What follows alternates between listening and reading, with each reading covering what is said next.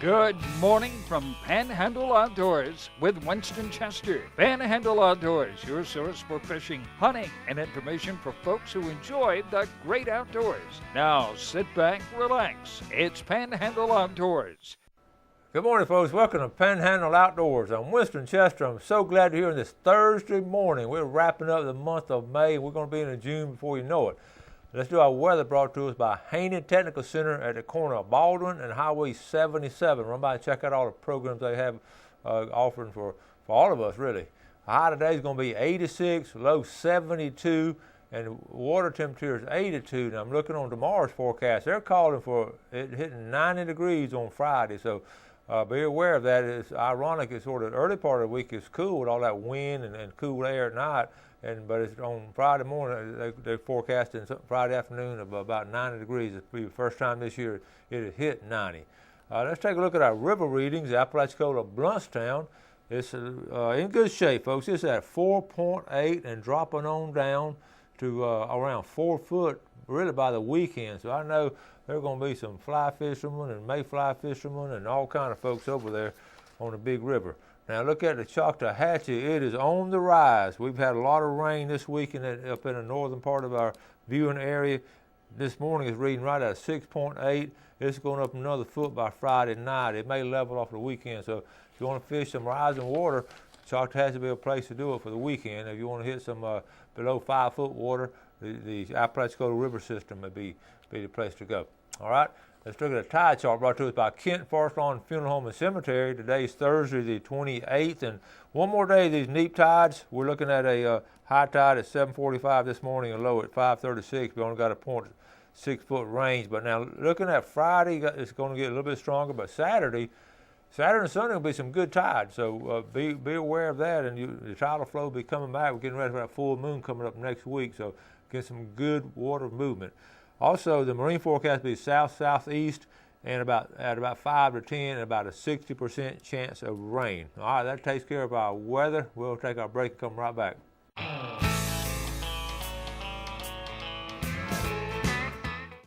All right, welcome back. Got a lot to do today, but I do want to mention the Nra Banquet is going to be tonight over at the Shriners Clubhouse, and it's going to, Greg Williams and those guys, all of them work really hard on the Nra Banquet, and it's going to be at 6 o'clock tonight. Great food and great fellowship and some great auction as fundraisers, and I've been to it. I'm going tonight too. Been to it for quite some time now. Really enjoy the camaraderie and some really good outdoors from there.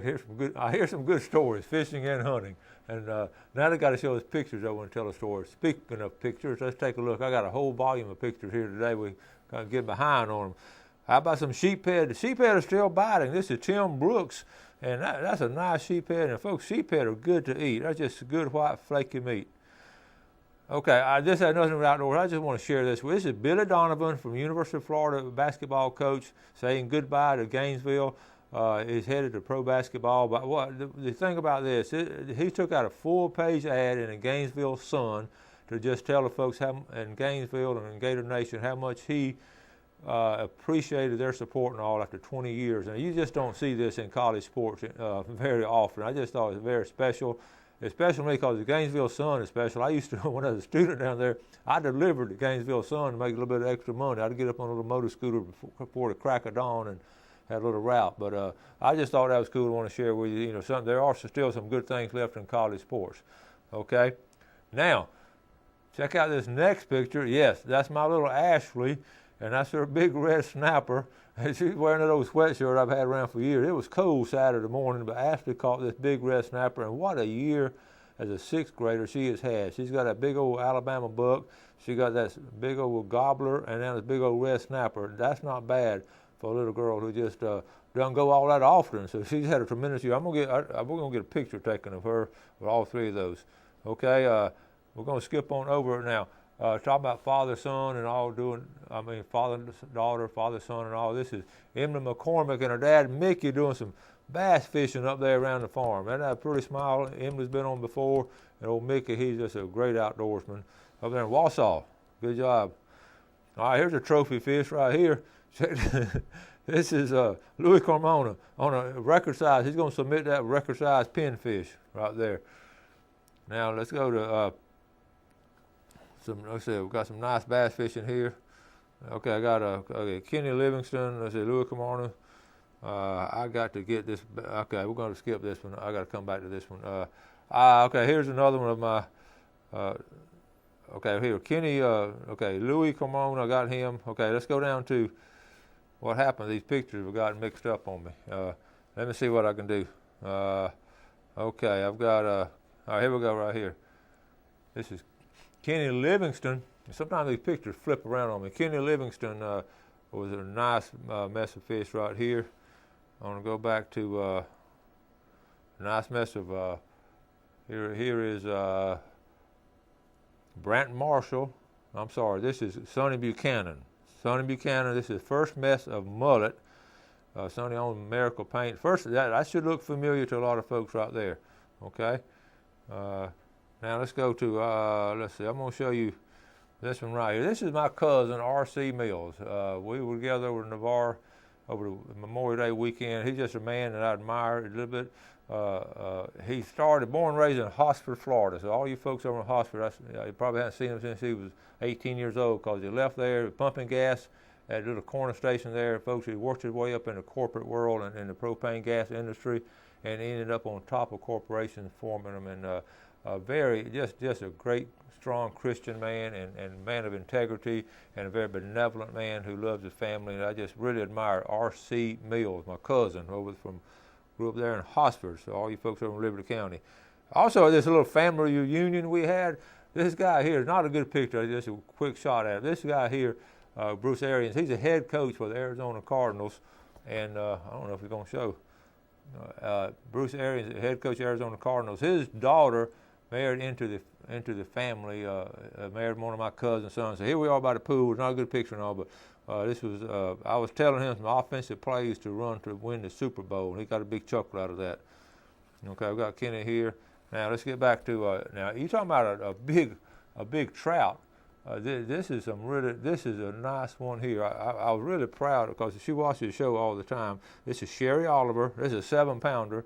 She and her husband Tommy went out over the Memorial Day weekend. That is a huge trout, Sherry. Good job there, young lady. And this is a mess of fish they caught. Now that date is wrong. This was Memorial Day weekend they caught this, and he don't know how it got 2007. But and then he cut one of them open. Check this out. He had a little plastic lure in it. That came out of the stomach of that speckled trout. So that trout swallowed that whole lure right there. Let me see. We got him.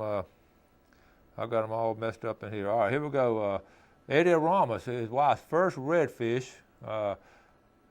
They're very nice. The wife, and I was real proud of her. Her name is Sherry also, and really nice one there. Okay, now we got an email here from Bill Barlow. Captain Bill Barlow sent us an email. I'm going to read it right here. He got some pictures to go with it. Beautiful day in the water on North Bay Sunday morning. Cindy with a nice trout caught on Menhaden. Live baits were slow, so I pulled out my favorite hardtail.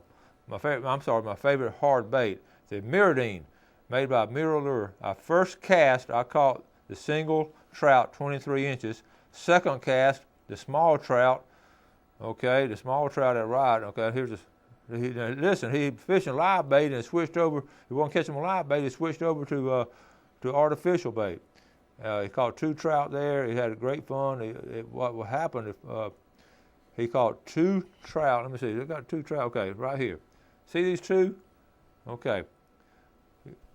He caught these on the second set of hooks. First time I had 2 trout catch on such a small bait. It had great fun. I want to share this with you and all the people that watch the show. So thank you so much, Captain Bill Barlow. He went on to close that. He said, I love all you do for us on Panhandle Outdoors, and make sure our names are in the pickle jar. Cindy Daniels and Bill Barlow. And yes, they are. They are in the pickle jar. Okay? This other one is self-explanatory. We read it ourselves. It's up there. This picture right here. This is good. Hey, Coach, I caught and released 15 specks and redfish this weekend for my kayak. Okay, I caught. Let's see. I'm gonna read. Also, these are the ones I caught. He kept 3 specks and 1 redfish for supper. Good job there. All right. Now, Russ Nichols, here's an email here. Russ Nichols said, hey, Looks like the trout are in. This is my fishing buddy John Willis. He caught this 27-incher from the City Marina. Fishing right there at City Marina. Then got a little fish here, and want to know what kind that is. It looks like a little snake fish to me. He thought it might be like a little barracuda. Russ Nichols watches every day. This next got a boat for sale. I'm going to show you the boat, then I'm going to read, okay? That boat is for sale. It's local, although it has a Georgia tag on it. It's local. Let me go ahead and let me go back to where I got on it. Okay, here's the deal on the boat for sale. Okay, it is a local boat, 19-foot, live well plumbing is new, wiring in the boat, trailer wiring is new, axle, fuel lines, Evinrude 112, runs fine. It's got ethanol resistant lines, comes as seen, Eagle 480 bottom machine, low rants, fish finder, GPS chart plotter. In other words, it's loaded, okay? Dual helm seats, $6,700, no trades. That's not a bad deal, right? $6,700. That's Steve Roberson. Here's the number. Same area code, 850, number 960-1655. Okay, 960-1655. Let's take a break and we'll be right back. All right, welcome back. Over this past weekend on that 3-day Memorial Day, we were able to go over to Navarre and spend some family time and all. And of course, any area I go to, I'm always thinking about fishing. I took my rod and reel with me. I actually took two in case I could find a buddy who wanted to fish with me. I didn't actually have time. It got too windy too. Didn't really have time, but I did get out on the Navarre Pier because we were right there within sight of it and got to talk to some folks. Okay, I had this little interview here. I walked out on the pier 2 different days and saw a lot of action considering the wind and all. It's fascinating how people still fish, but they're fishing with sabiki rigs. They're catching hardtails. Now I don't have this on video, but because I did the video Sunday, but on Saturday afternoon I walked out there and watched a guy catch a nice about a 25, 30-pound king mackerel.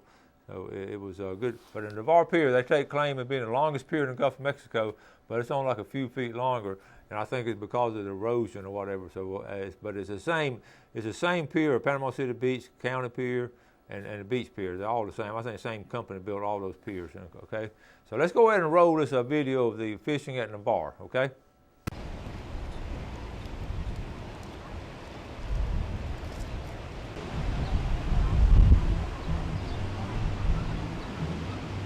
All right, folks, we're over here in Navarre. We came over to the Navarre Pier. This is Ed. Yes, Ed, sir. Good to see you. Okay, pleasure to meet you, sir. All right, now listen, you're running the pier here today, and also what we need, what our folks are in Panama City and all through the Panhandle, some of them every now and then come over and fish. So I know we check the pier report. So tell us what's going on this spring and all over here on the pier.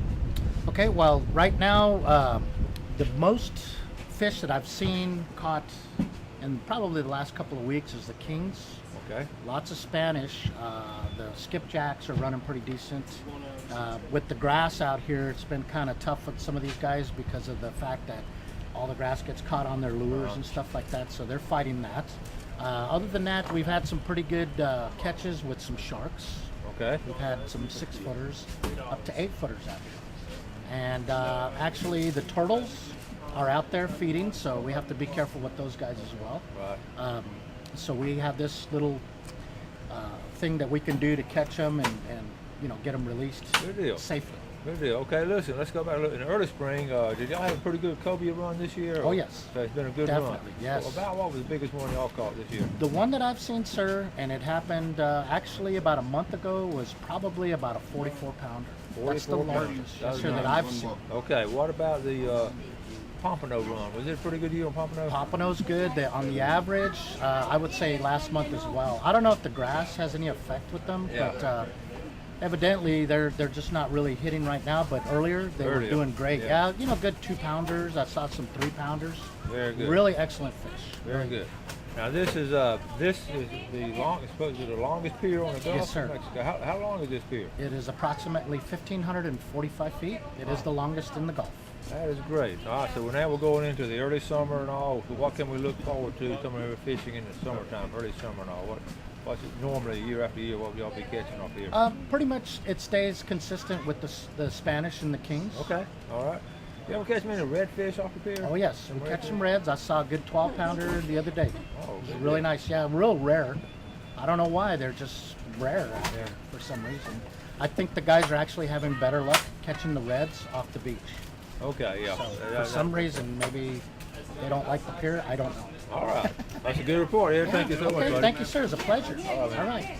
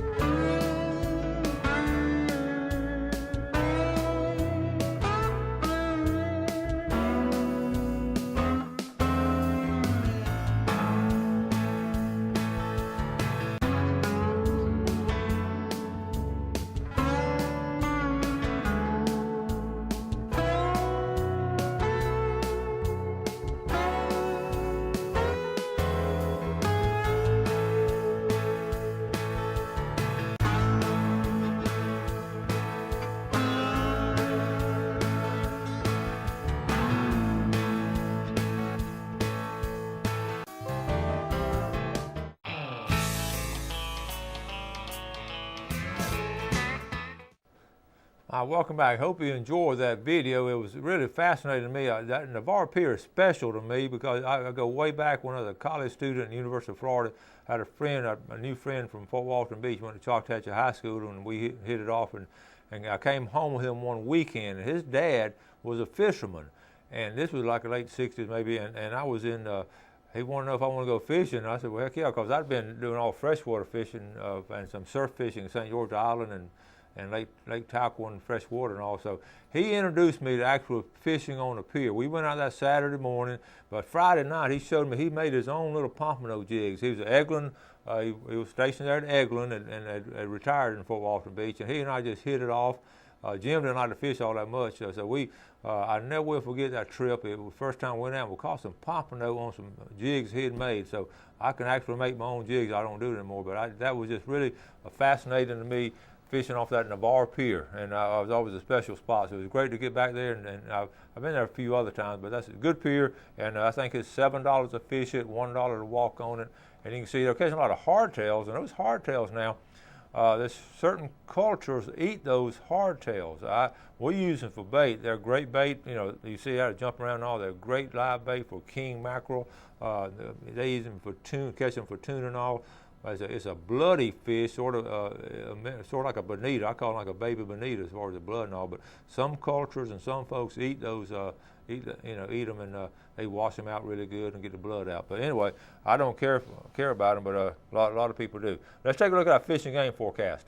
Okay, brought to us by Mark Coward of Edgewater Beach Realty. Mark's number is 832-6000. And our times today, we're looking at 8:49 to 10:49, and this evening from 9:11 to 11:11. Okay, two things too.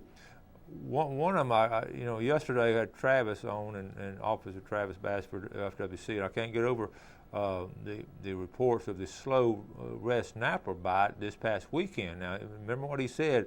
He and his partner checked about 35 boats, and about 4 or 5 of them had their limits. That means like 29 and 30 did not have the limits. Now, I've talked to off social media. I remember last year people posting, I was back home at 8:30. I caught my limit and washing the boat off by 9:15. And that was all over the place last year in opening season. But this past season, this past weekend, you got to look at what the weather did and how rough it was out there. And a lot of people went, but not a lot of people. And I talked to some folks at the ballpark last night that went and they caught some, but they just didn't get their limit. It just got too rough and all. So, a lot of times that weather is so important on it. Okay, the second thing, I'm going to run out of time, but I do want to mention doing things with young people and all this summer. And one of the things I do is student evaluation each year.